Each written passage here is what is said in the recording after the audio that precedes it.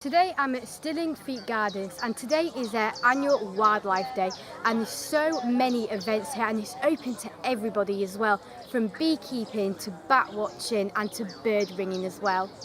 The event encourages people to discover wildlife and show demonstrations of the wildlife throughout the day.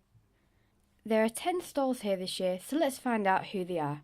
Hi, I'm Craig Rolson. I'm the Senior Reserves Manager for the National Nature Reserves in this part of Yorkshire. We're here today at Stillingfleet Lodge and we're here representing Natural England. Natural England is the government advisor on nature conservation in England, and one of our roles is to manage national nature reserves. National nature reserves are essentially the best of the English countryside, the kind of jewels in the crown of our wildlife sites. And we're here today to actually advertise national nature reserves because they are what they say on the tin, they are the nation's. We want people to enjoy them and engage with them, get the health benefits from coming out into the countryside and enjoying the natural environment. And particularly today we're going to do some badge making with the children, we've got some bird ringing demonstrations, and it's about kind of getting people reconnected with the natural environment, so we're very pleased to be here. Good morning, my name's Jeff. I'm from a project called the North Yorkshire Rotters, and this is Linda Young, one of the North Yorkshire Rotters volunteers. I'm the volunteer coordinator for the project. The North Yorkshire Rotters, we go to loads of events, we go to school workshops and we do talks. And the idea of the campaigns we promote is to try and reduce or raise awareness of the amount of waste that goes to landfill. So it's waste prevention campaigns such as home composting, and we've got our home compost bin display bin and subsidised off some compost bins. We also promote a campaign called Love Food Hate Waste, and we sometimes have a chef who comes to our events to show people how to use up the leftovers. We have a range of recipe ideas to give out to people today.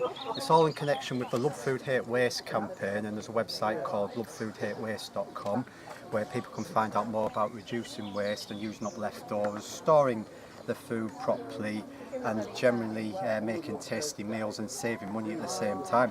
So today we've got lots of fridge thermometers to give out, and obviously advise people about storing food correctly at the right temperature, and trying to generally raise awareness of the campaigns about reducing waste going to landfill. My name is Claire Story. I'm the secretary for East Yorkshire Bat Group. We're a voluntary organisation that look after bat conservation for East Yorkshire, but also in other counties that border East Yorkshire.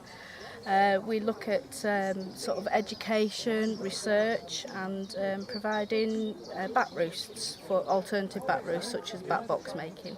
So today, is that what you're doing? You're kind of showing people awareness of it, showing what they can do? Yeah, exactly. We want people to understand that actually bats really aren't that frightening, because there's a lot of people out there that think bats are quite scary. Yeah. Hopefully when we bring a live bat out this afternoon, we'll be able to sort of show people really they are quite sweet animals, and and really just sort of give them a good press. This is a linden. It's a common pipistrelle bat. I was called by the Bat Conservation Trust to go and rescue him. He's found in somebody's kitchen on the floor. So basically he was dehydrated and hungry. So I've taken him home, hydrated him again, given him some food, and he's actually now ready for release. And this is something else that the members of the Bat Group do, they bat care. Well, I'm unofficial at the moment from Butterfly Conservation. I was chairman for 8 years of the Yorkshire branch. I gave it up in 13, nearly 4 years ago now, but I've still carried on here to come and do the moth service for Vanessa. So we turn up about once a month, set our moth traps overnight, turn up in the morning, let the moths loose after recording them, photographing where necessary, and let them go. We come here once a year to this Conservation Day, as she now calls it. It's changed its name a bit, and try and show people just what we've got. Convince them that they're not just little round jobs.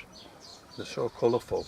Hi, I'm Kate Fuller and I'm here with my colleague Alison Rabul, and we're representing the Bumblebee Conservation Trust, and we're here to inform people about bumblebees. People often see them in their gardens, and so we're also advising them on what they can do to encourage bees to come to their gardens, and what plants they can grow and other habitat features that are good for bumblebees. We are also taking people on bee safaris to show them the bees that are here and answer any questions they may have. And we have some craft activities for children as well. And do you think at this moment in time it's really important to do this? Because we've been shown about the decline in bees and how important they are. Obviously we need the pollination, we do need the bees to pollinate the flowers, the fruit and the vegetables. Yes. And bumblebees in particular use buzz pollination, which honeybees aren't able to do. So some flowers like tomatoes, for instance, are pollinated by buzz pollination. So without bumblebees to pollinate them, we wouldn't have any tomatoes. So it is very important, and it's thought that unlike honeybees, bumblebee populations are most impacted by lack of habitat.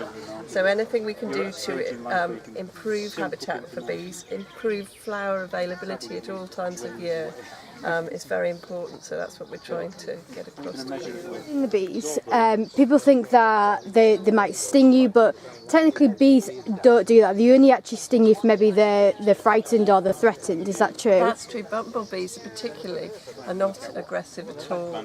They only use their stings defensively, and in fact male bumblebees don't even have stings at all. So so you know, unless you accidentally tread on one or sort of touch one, you're very unlikely to be stung by one. Hi, my name's Cheryl Small. I'm a volunteer for the Tansy Beetle Action Group, and today I'm here to talk about the Tansy beetle.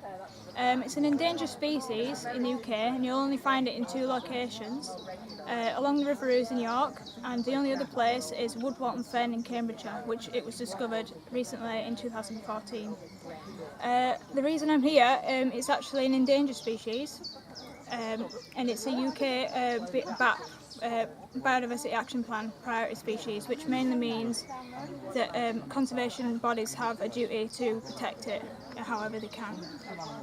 Its populations suffering from a lot of different threats, one of which is summer flooding, and that basically the tansy plant grows along the riverbank, and when the floods happen in the summer, that's when it's most active. It washes the beetles, the adult beetles, away, and they float down the river. But the larvae and the eggs are more vulnerable because they sink and drown. So that's one of the big problems. Okay. Hello, I'm Margaret Atherton, and I'm representing an organisation called PLACE. We're an organisation which organises all sorts of things: conferences, short courses, lots of field trips. We're a Yorkshire-based organisation, and we also do research projects. We've had some very interesting research projects over the years. We've had, for instance, one looking at the wildlife of Hopewell House Farm near Knaresborough. We recorded the botany, the birds, the insects, the whole range, small mammals, so that was a joint project. We've also looked at a very interesting peat bog on the North York Moors called May Moss, which has 2 really rare plants on it, and because it's right on the watershed of the North York Moors, it's an area which is very, very good for recording climate change and the effects on vegetation. We've also been involved in road verge surveys over the years, and this led to a book which a colleague and I published not long ago called Wildflowers on the Edge, which we sell, which tries to raise awareness of the importance of roadside verges and how important it is to manage them properly. Too little management and they get very overgrown. Too much management and you cut flowers like this lovely orchid here off in their prime before they've had a chance to seed. And so we'd love to have a few more members. Anyone interested in Yorkshire, either on the wildlife side or on the historical and cultural side, I think PLACE could be a very interesting organisation to join. Hello, my name is Anna. I'm here with the Yorkshire Amphibian and Reptile group, and we are sitting next to a pod.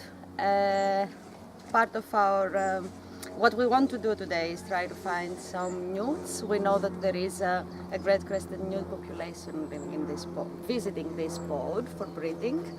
And what we use in order to do this is nets. So we are netting the pond.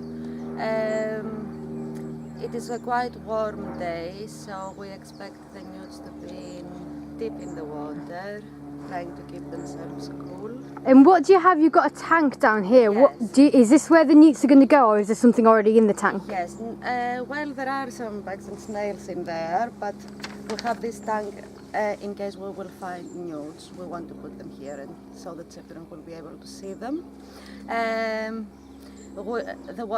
As I said, it is a very hot day, so we will change the water in the tank. We change it almost every 20 minutes. So we will do pod dipping in a bit. We have three types of newts living in the UK. It is the smooth newts, the palmate newts, and the great crested newts. The great crested newts are protected by the European law, and we know that they are present in this pod.